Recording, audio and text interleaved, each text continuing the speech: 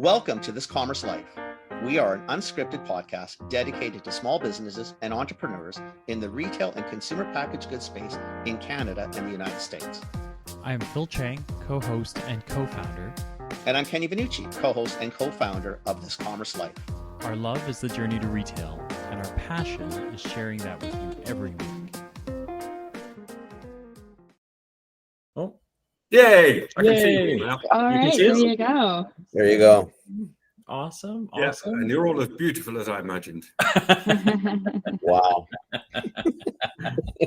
That's all Kenny you're gonna actually get is a looks wow. pretty good. Like Kenny's on the West Coast, so he's in Vancouver. So this is 6:30. we appreciate you, Kenny. It can be tough when you've got like you on the West Coast and It's then all good. You know what it is? I just rolled out of bed, like literally just rolled out of bed. yeah, because it'd be 6:30 there a.m. Yeah.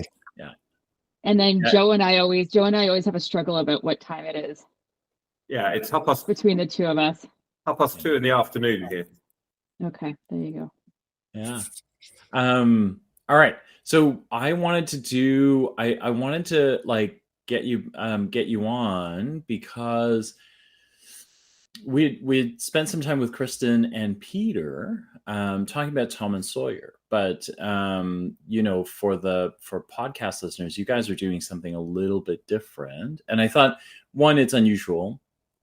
The partnership is a great one, but it's an unusual partnership, and then two, you guys are doing things that we really love to talk about on the podcast, right? Because you're starting to push the end of a spectrum, and you're kind of like, both of you have been pushing and now, particularly Kristin on the Canadian market, is you've kind of pushed into an area that people are following you into, that I wanted to talk about a little bit more. So I thought it was an interesting podcast. So for listeners, we have Kristin Matthews, who is she is the leader, the CEO, I guess, of Tom&Sawyer, co-founder, CEO. Is that kind of your Whatever the day requires is what my title and my task is, right? Chief Like cheerleader for Tom&Sawyer. Yeah. and then we've got Chief Dr. crybaby Joe, sometimes. Yeah.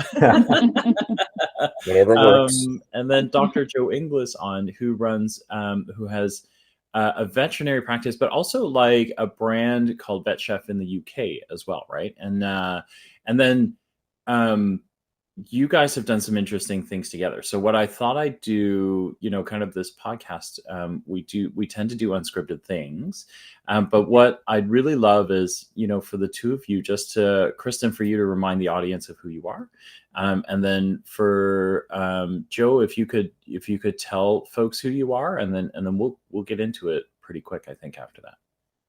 Okay. Do you want me to start? Sure, why not? Either one. Okay.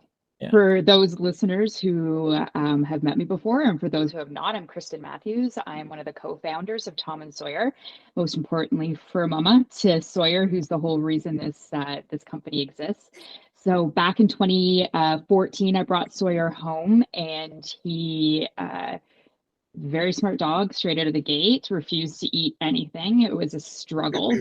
And when I say refused to eat anything, I didn't really understand what pet food was, and didn't really put two and two together that what's in kibble really isn't real food. And I wasn't offering him real food, which most beings eat.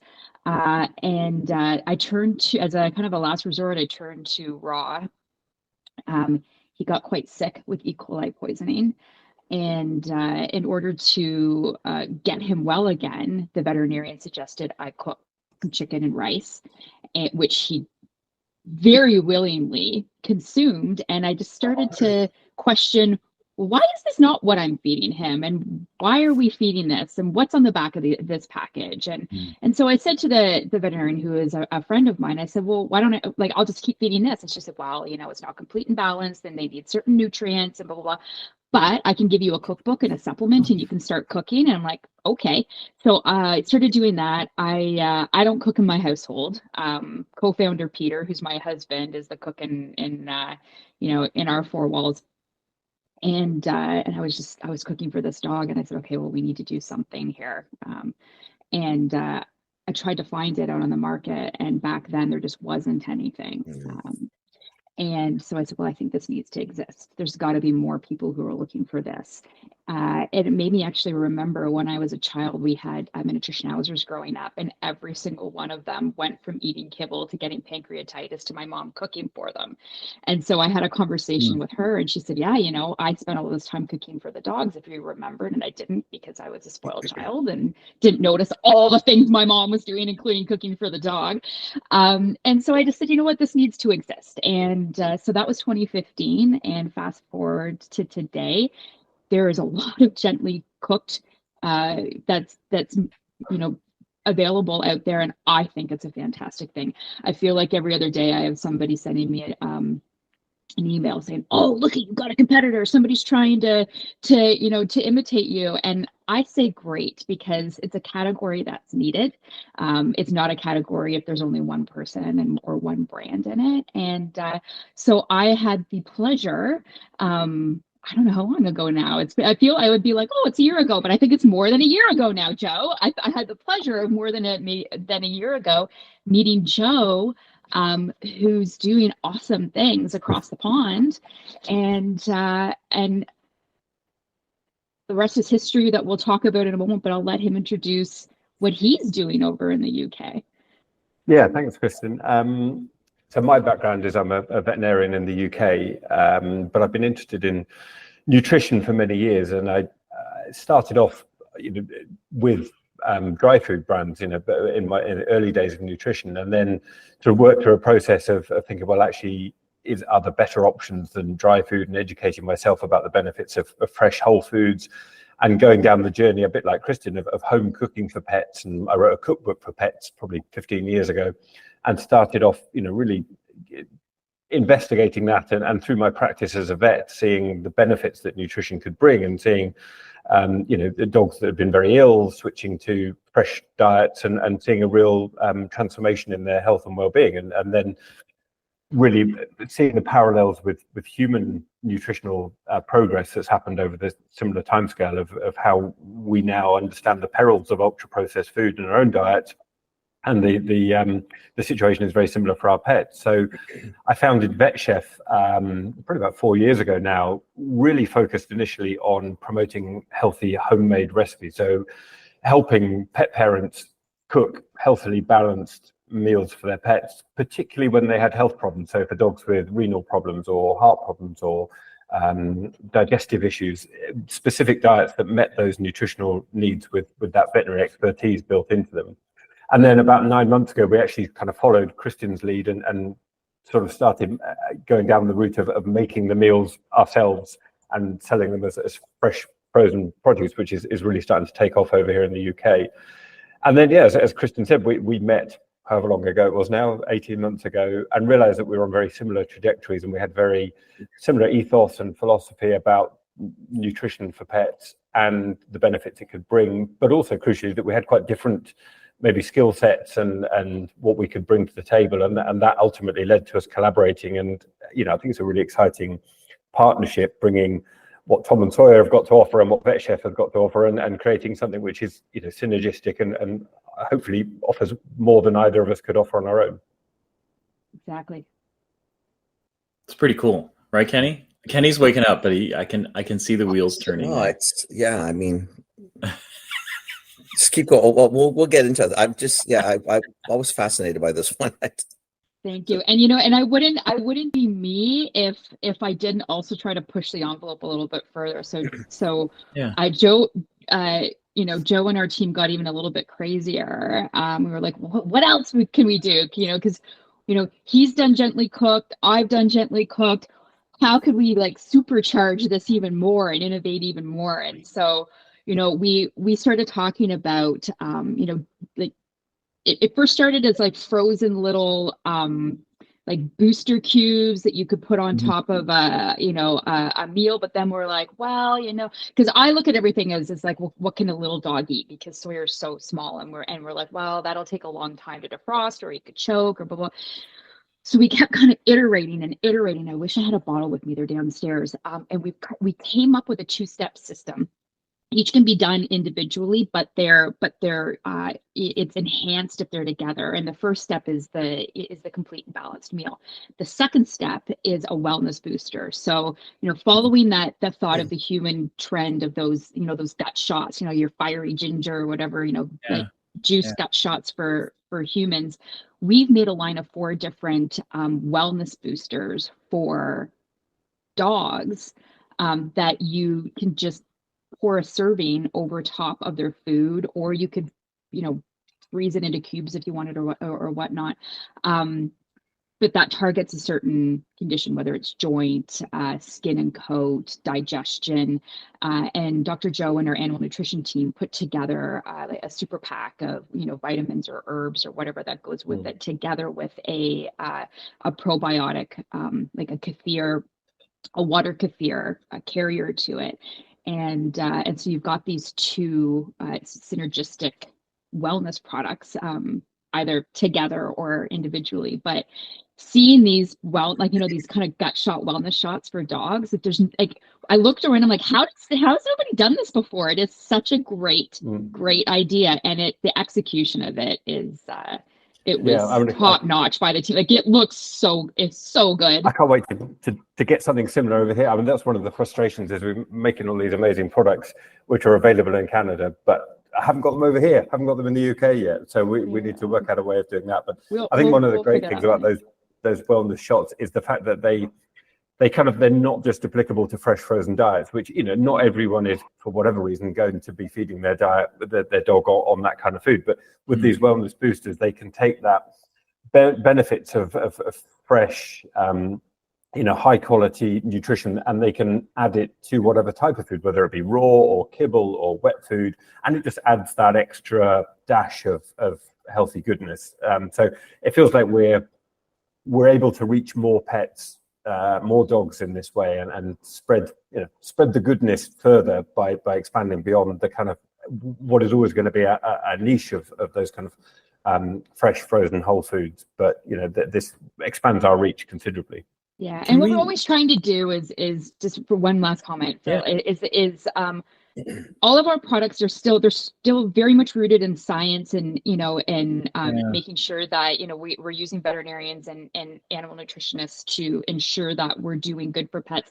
But all of our stuff is still rooted in that the feeling of that animal human bond and that connection of them being part of the family. And so there's always some sort of innovative, cool, like human trend type of product or spin that we have on things, because it, like, mealtime should be fun and things should be tasty for pets, just the way we enjoy it.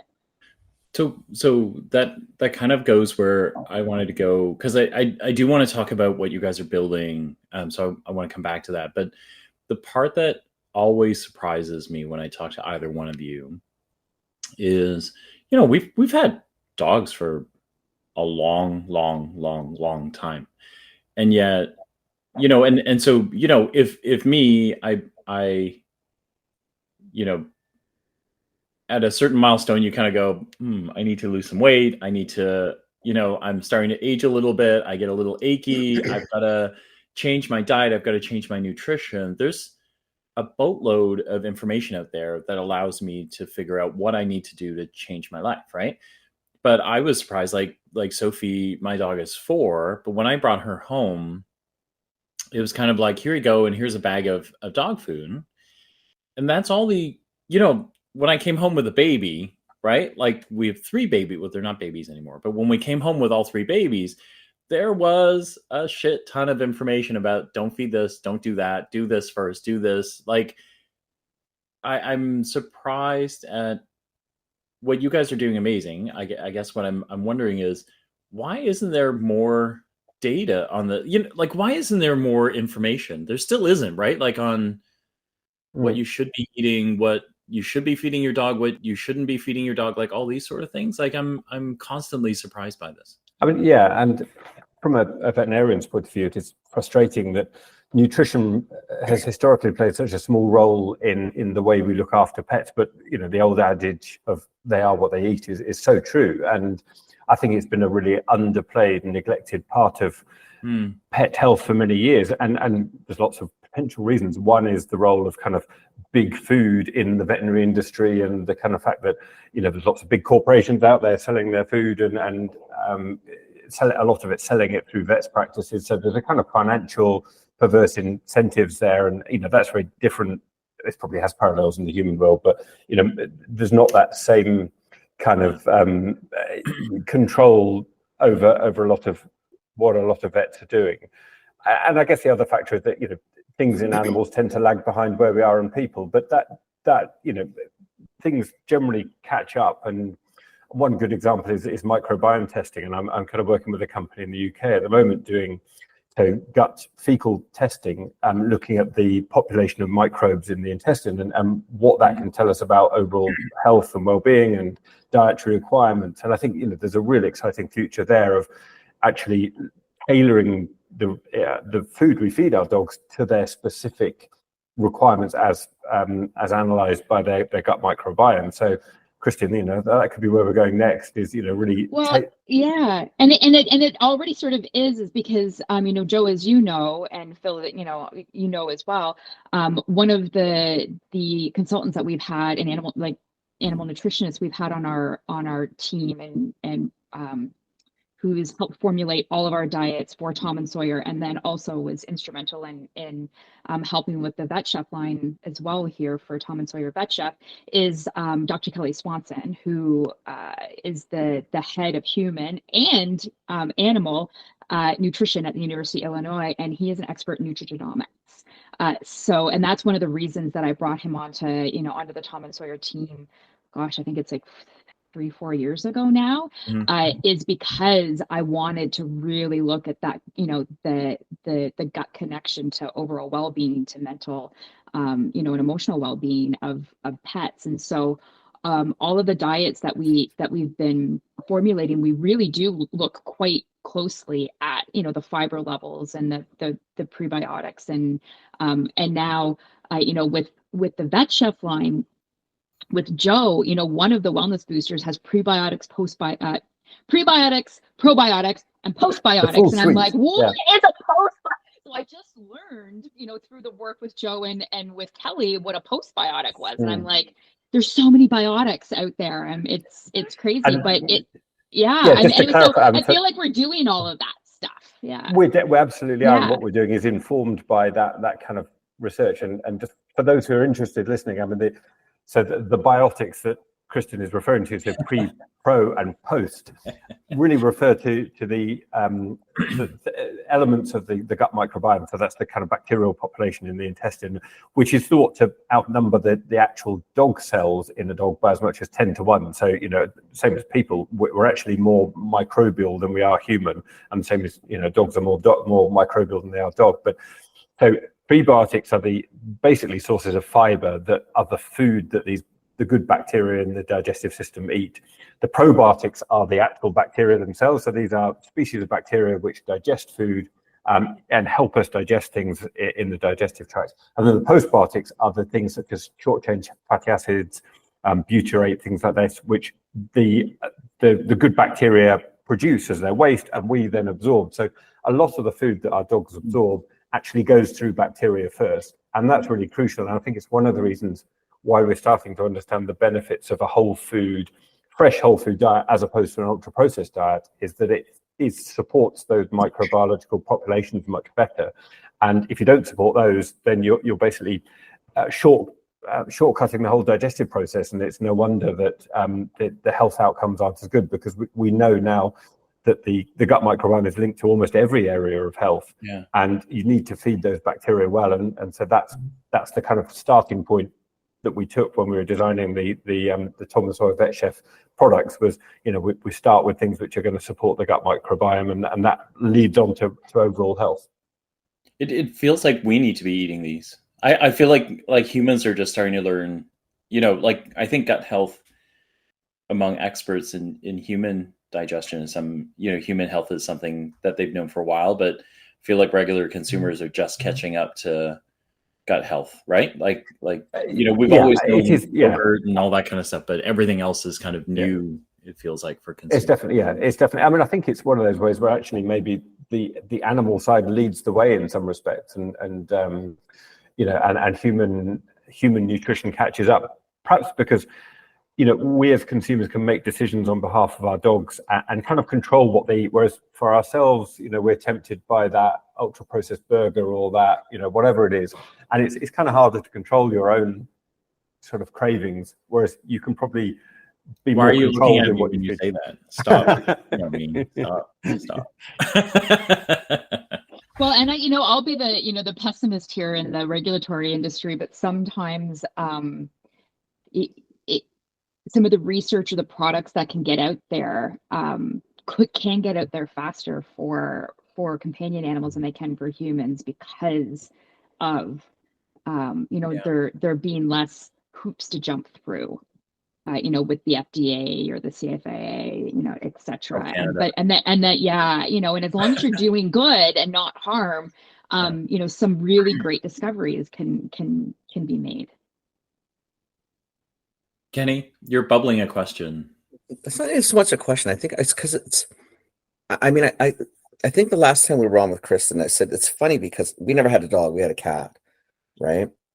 And like, I'm just going to even guess, it's probably not going to be accurate, but I'm sure that most of the homes in Trail, most of our friends were Italian. Trails had a heavy Italian population.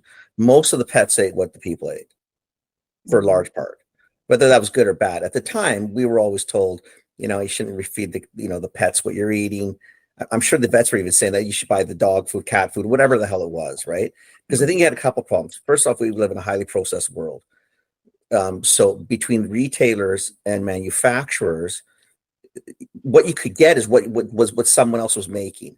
And because both sides were probably so large, whether it was the retailer was large or the supplier was large, the market goes where the money goes. And that's typically dominated by very large people, like companies, like whether it's Purina's, Mars, I don't care who it is. Like it's that type of world. And then the retailers buy into that. So I don't think this is probably known for years. I'm assuming. I guess what I'm saying is culturally, like a lot of the old cultures, that you fed the pets what you ate because it's just 100%. Probably easier, more than anything, less costly. And then this whole industry changed, like no different than our food, Joe. I guess like as humans, we become highly processed as the 50s. I think pet just sort of went with it. Yeah. That's just my guess, right? Same as baby food, Kenny, right? All people, all of it, whatever was easy. And could be made by very few, very large, put in the stores very quickly, box packaged. That was the way to sort of do it. And then I'm assuming this one becomes potentially a little bit of a barrier for some. But again, you don't have to go. It's like if you want to be, if let's say someone like you who's a meatitarian wants to try to be a little more vegan for whatever that means, doesn't mean you have to go full tilt.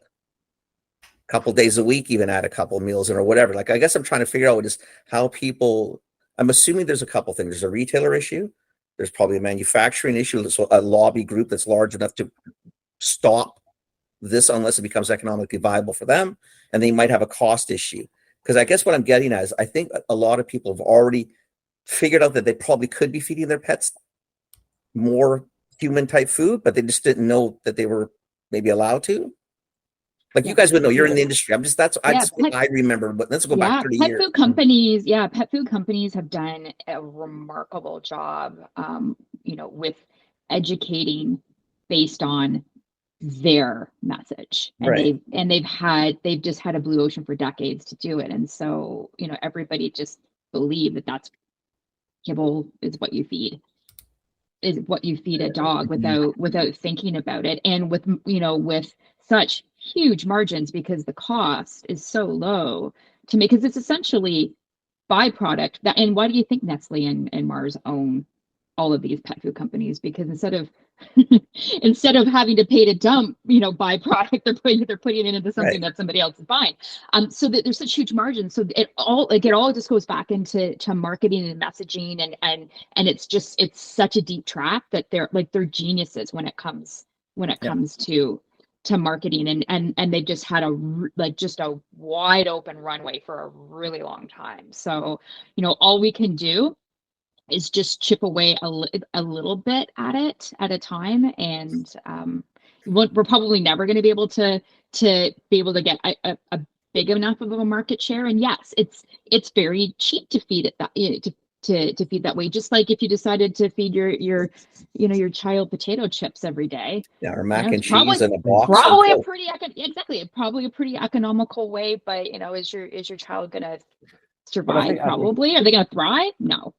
I think one thing I'd say is that that's definitely true, and for a lot of people, perhaps the whole foods, fresh frozen foods, they're just out of reach financially. But even if you add in one meal a week, or you just get one of our toppers or one of the meals, and just put a spoonful on your dog's food every day alongside their kibble, that's going to be doing a lot of good. That's a lot better than not doing it. So I'd really, I hope that there are a lot of people who kind of appreciate that as they understand more about the benefits of this kind of nutrition, but also aren't excluded by the fact that, oh no, actually this is not something that's going to work for me every day, but actually just having a bit of it is really positive, just because all those whole foods, they feed the good bacteria in the intestines. They just have a wealth of benefits. So I think you can get a lot of the benefits from a relatively small inclusion rate. Obviously, the ultimate is to feed just a really good diet, but every bit you can do helps. Mm-hmm. It's a good point. And that this terminology called buildable is actually starting to build traction as well. And you're starting to see traditional kibble companies moving into all these different verticals, because they're seeing that, I better jump into this game too. And so, you've got a company that sells kibble and then also has bone broth and has a gently cooked and has all these different things. And you'll see commercials for them, or, dog influencers putting things on social media of this idea of buildable. And it's because they're trying to keep that customer and keep their market share. So you are actually starting to see the traditional big kibble companies. The fact that they're shifting and they're starting to invest money in this is because they clearly saw that they were losing some of their market share. Yeah. Okay, so this is probably a good moment. So let's talk about this partnership and what it really means. So Tom&Sawyer Vet Chef, you've gotten together, and what did you guys build, and what is it? Meals, like, we've heard meals, boosters, all this stuff. Do you guys want to just take this apart a little and tell the audience what it is exactly? Sure. Yeah. So we took as a starting point, the very successful Tom&Sawyer range of fresh frozen meals, so sort of whole foods, human grade ingredients, that's been doing really well in Canada. And what I think Vet Chef we brought was that kind of scientific veterinary perspective of, well, how can we take these to the next level, add some specific science-backed ingredients that are going to elevate the nutritional profile of these foods and deliver kind of real-world health benefits. And that's really the starting point of what we did. So we created a bespoke supplement mix that we've included in those range, which again has taken that veterinary knowledge and expertise and nutritional knowledge to add that into these recipes. The recipes themselves are kind of newly developed to incorporate that. And then, as Kristin said, we've got these boosters, which facilitate this kind of two-stage way of feeding. So you can mix and match between the recipes and the boosters to get the bespoke combination of health benefits and long-term support that your dog needs. So it's a really exciting and really unique proposition that's, to my knowledge, not been done anywhere else. And I think it's just pushing that pet nutrition envelope to the next level. And it's massively exciting. Yeah, and so even if you only fed the the complete and balanced meal as either a full diet or as a topper, what's included in all of those 7 recipes that we have is called the EHS blend, the Everyday Health Supplement Blend, and it's got a powerhouse of stuff in it that supports healthy joints and heart and urinary. And then the immune system as well. So it's got things like marshmallow root and astragalus, which are things I didn't even know existed, and L-carnitine and turmeric. And what else is in that blend? I'm trying to think about what are all the things that we put in there. And there's prebiotics and in that one as well, and some chia seeds. Glucosamine in there as well. So Joe put together this pack of of things that he has years and years and years of experience within his veterinary and nutrition world that that he knows supports just a healthy dog every day. This is very cool. Okay, so you guys have put this together, and then when does it launch? Has it launched? So we literally just launched. We're as our initial launch, available in all PetSmart stores across Canada. And then we'll be rolling out, later in the year to make it available more widely. But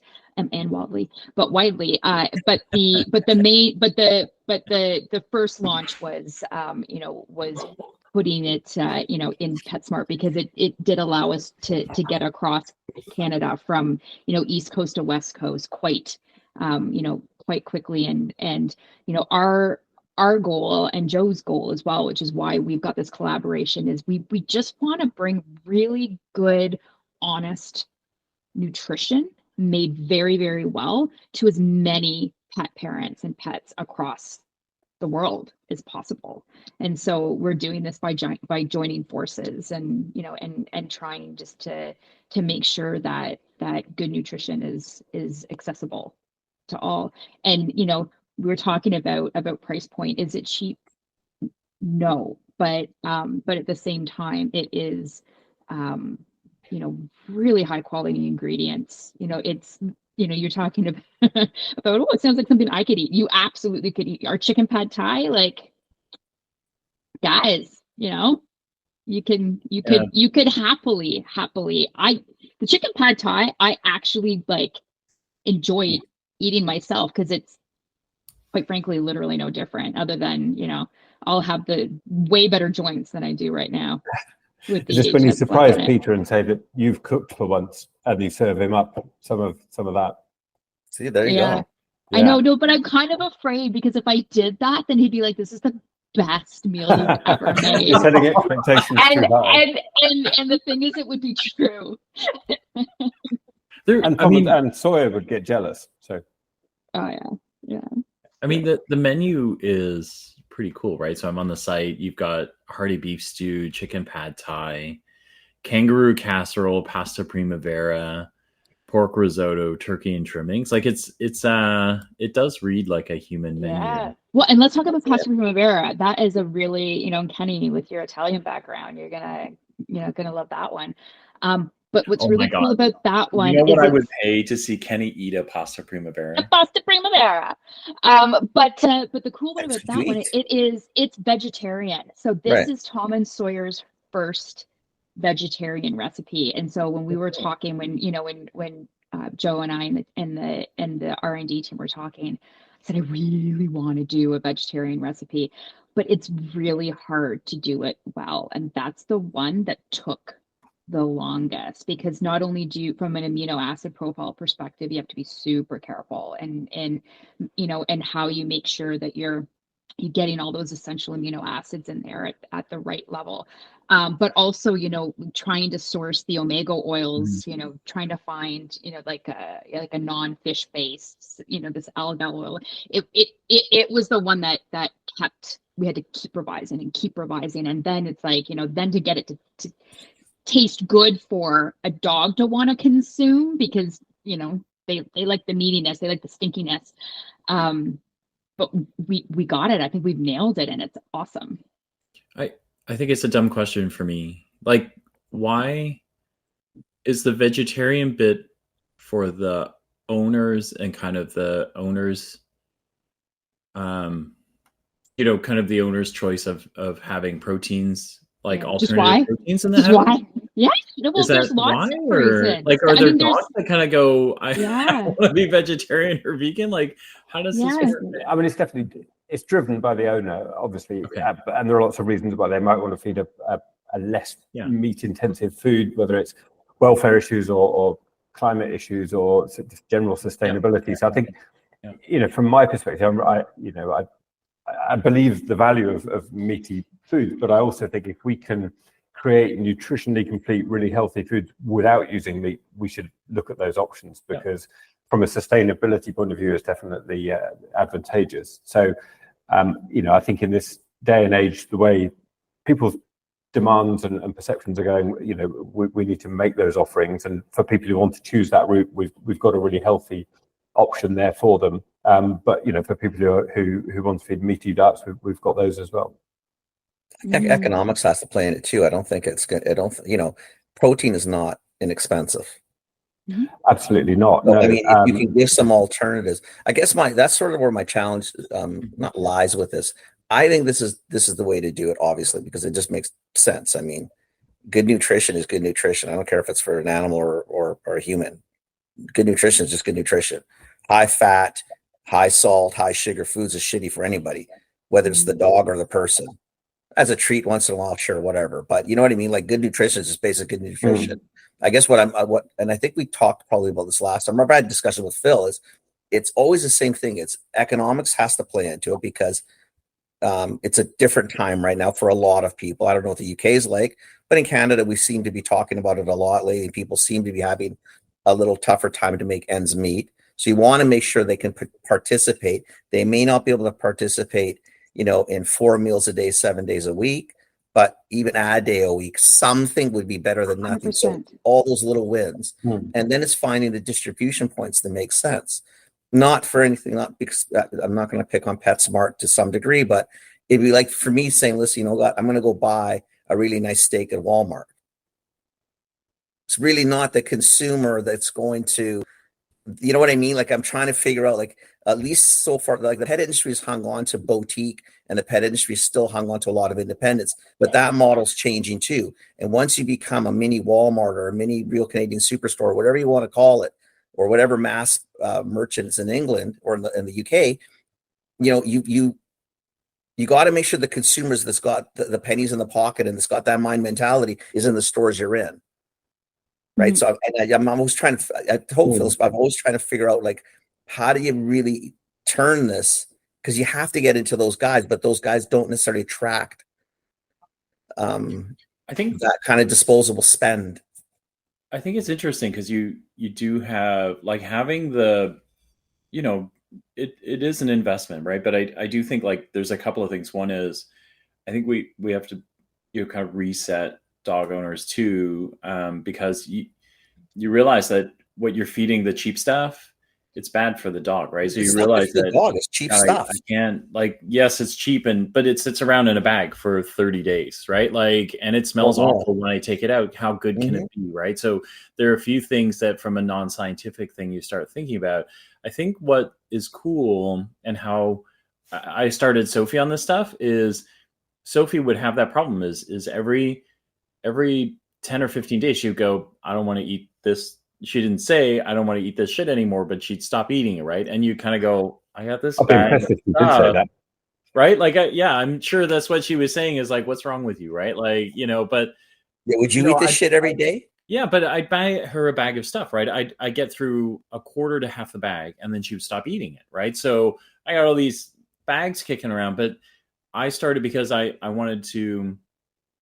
started using Tom&Sawyer as a topper, right? And then, like, she just wouldn't, you know what I mean? Like, and so I think there are, I like where you're going with this, because there are so many combinations that you can make out of this, whether you start topping, and that's how you start to figure out what works for you, right? The boosters, like, there's like so many components that I think are very interesting. I love this booster idea and these other things, because I think for a lot of people, it's probably it's sort of like the gateway into it. It's probably just easier. They're not having to change anything, whatever they've been using for years, or whatever the TV or media is telling them it's okay because of marketing, etc.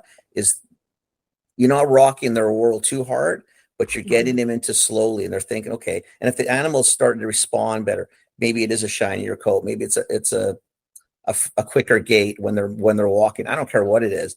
You might start seeing these wins, and then you know what I mean? Like, you have to see the results so that there's absolutely, yeah. And I think just come back to your original point on the kind of profile of the retailers. I think part of the kind of plan is that those retailers who perhaps are not necessarily associated with the kind of super premium products are looking to attract those people into their stores with this kind of offering. And I think, as you said, if there's a gateway a kind of gateway drug, which is the toppers, which gets people, to understand the benefits, and then they start feeding the meals as a topper, and then they go, actually, I can see the benefits, and I'm going to the vet less, and my dog is happier and healthier. Then they say, well, actually, it does cost a bit more, maybe, but it's worth it because I'm spending less on my vet, and I've got a happier, healthier dog who's going to live longer. So I think there's a good case for these retailers to attract those people and educate them, and they will thank them for introducing them to this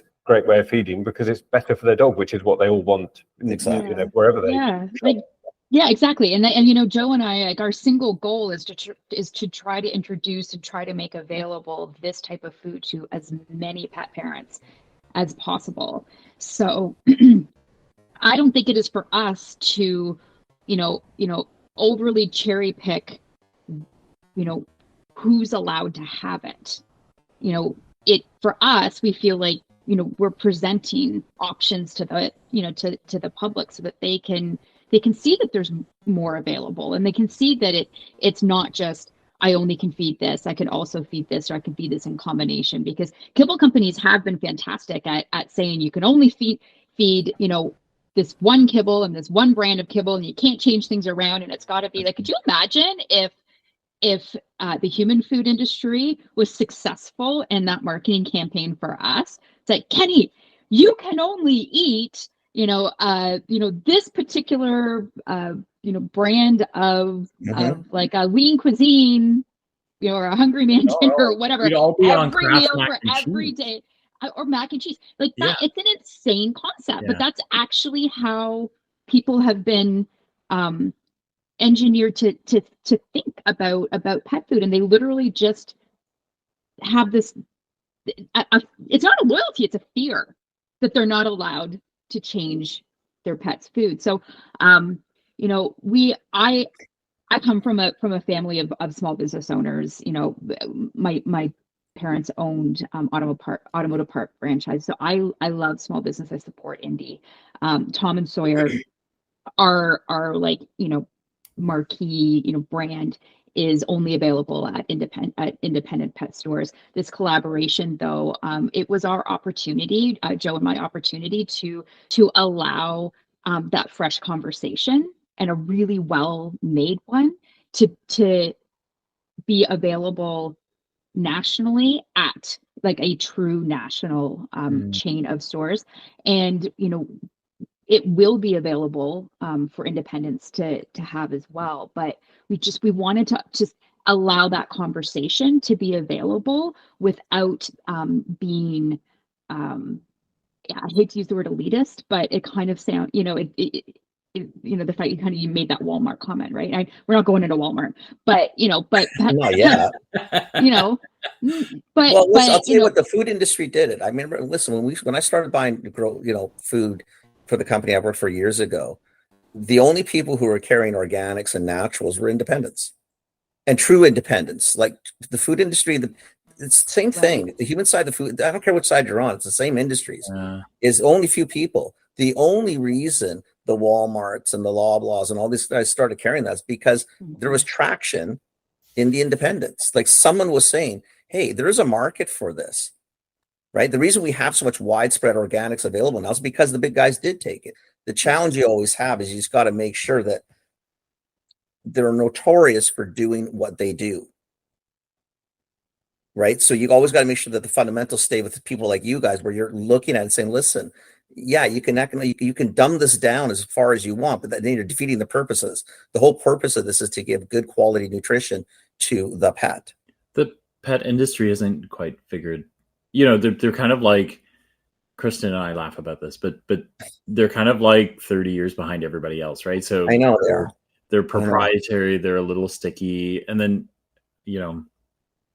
it's Kenny and me talking. So if you're a specialty pet retailer, but like the world is there, right? The world is there, and the world pet can't roll back the future, right? The future is that you share I get, right? So I get it, but a lot of these small franchise companies also have all their own private label brands too. Yeah. They now have Gently Cooked.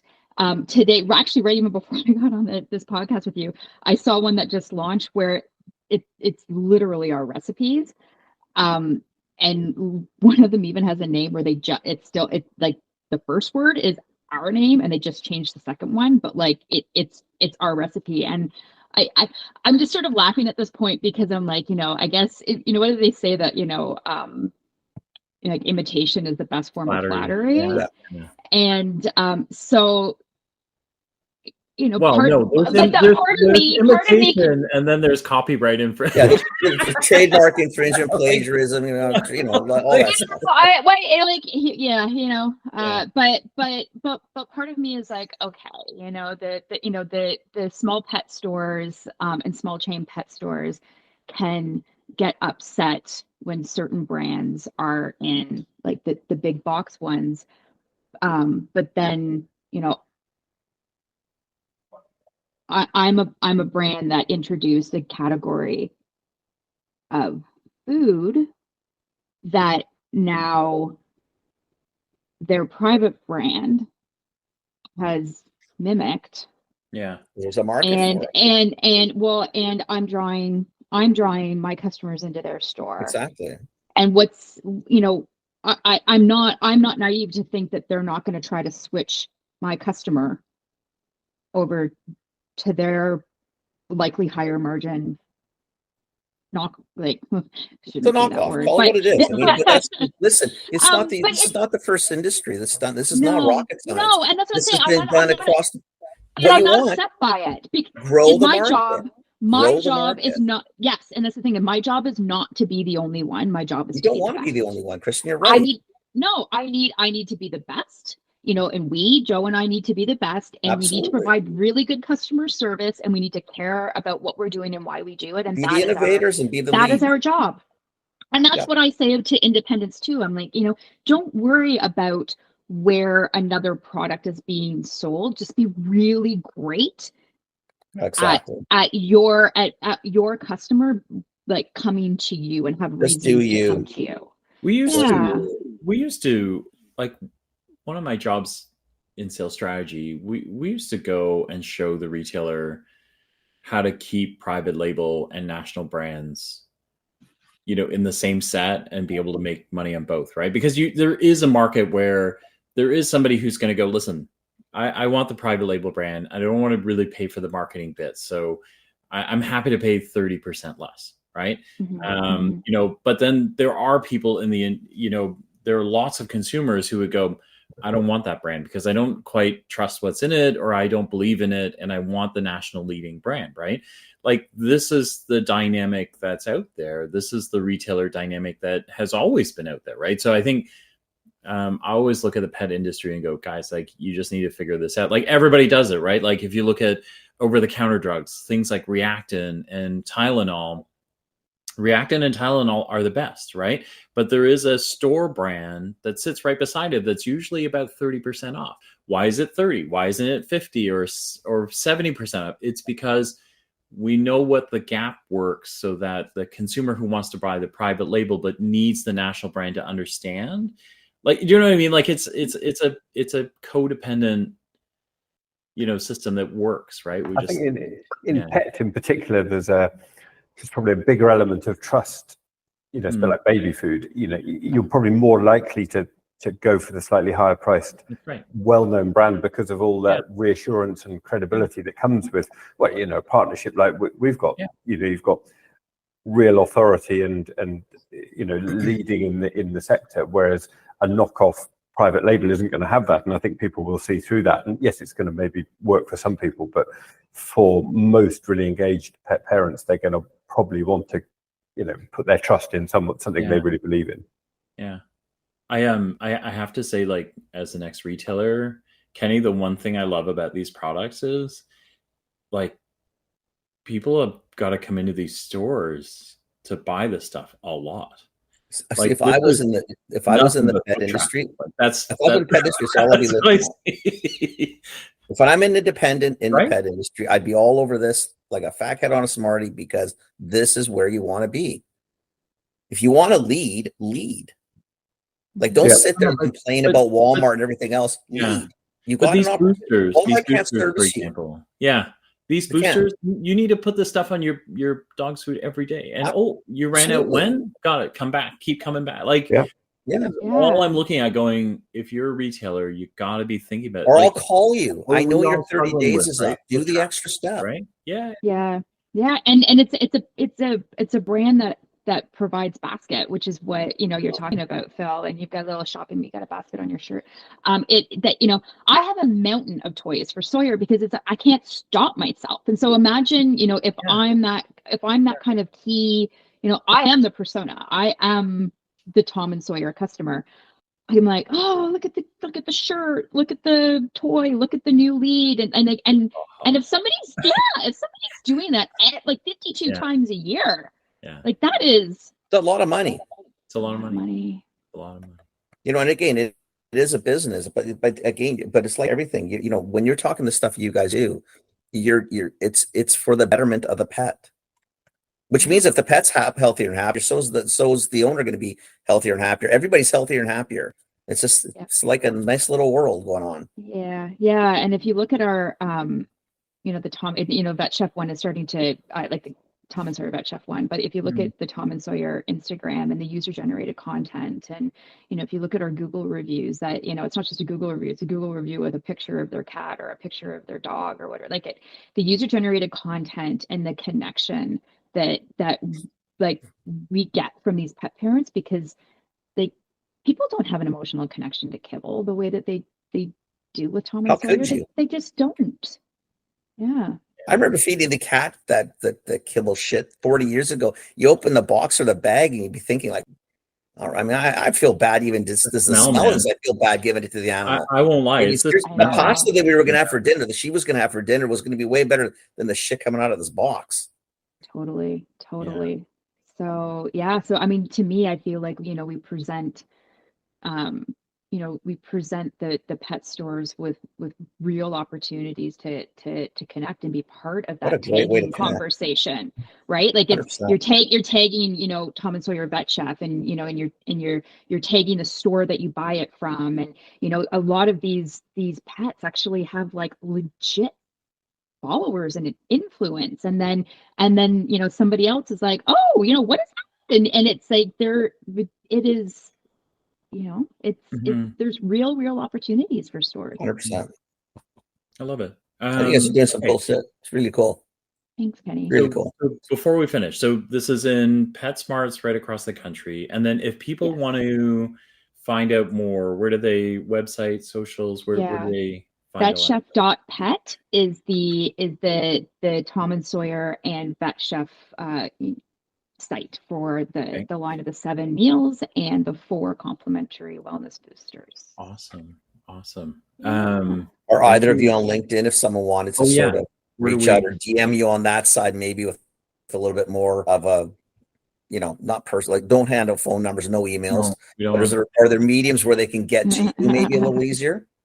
Yeah, I'm happy for people to find me on LinkedIn. So I'm there and happy to connect. Okay. Yeah, Joe's, with the Vet Chef, whether you see Vet Chef or Vet Chef .pet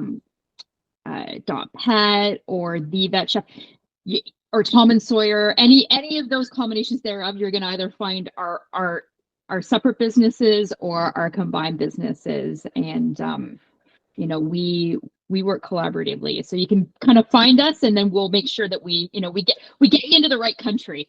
So well, it's all good, man. It's a worldwide thing, so I think you guys are doing really cool shit here. I think it's really cool. It really is. I think it's just long overdue, right? Long overdue. Thank you. But it's good. At least it's a start, and plug away, baby. Thanks, guys. Thanks for doing this. Thanks for having us on. My God, it's super interesting. Even for a 6:30 call. Worth getting out of bed for. Thanks, Kenny. My pleasure. Are you kidding me? That was good. I really enjoyed that.